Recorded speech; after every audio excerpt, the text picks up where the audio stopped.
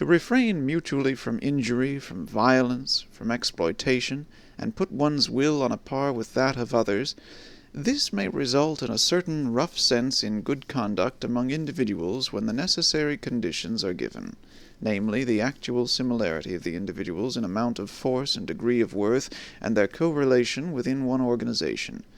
As soon, however, as one wished to take this principle more generally, and, if possible, even as the fundamental principle of society, it would immediately disclose what it really is, namely, a will to the denial of life, a principle of dissolution and decay.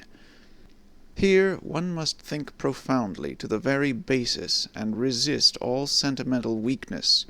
Life itself is essentially appropriation, injury, conquest of the strange and weak, suppression, severity, obtrusion of peculiar forms, incorporation, and, at the very least, putting it mildest, exploitation.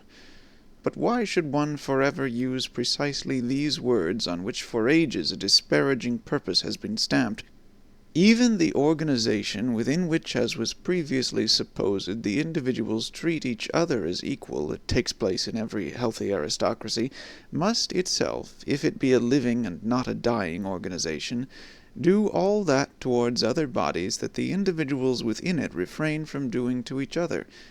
It will have to be the incarnated will to power. It will endeavor to grow, to gain ground, attract to itself, and acquire ascendancy, not owing to any morality or immorality, but because it lives, and because life is precisely will to power.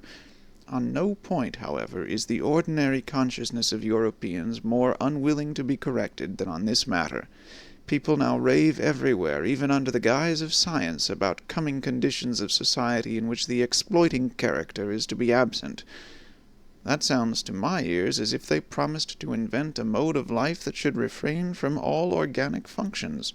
Exploitation does not belong to a depraved or imperfect and primitive society.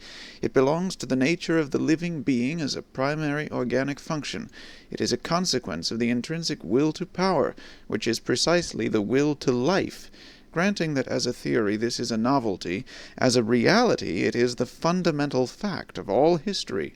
Let us be so far honest towards ourselves.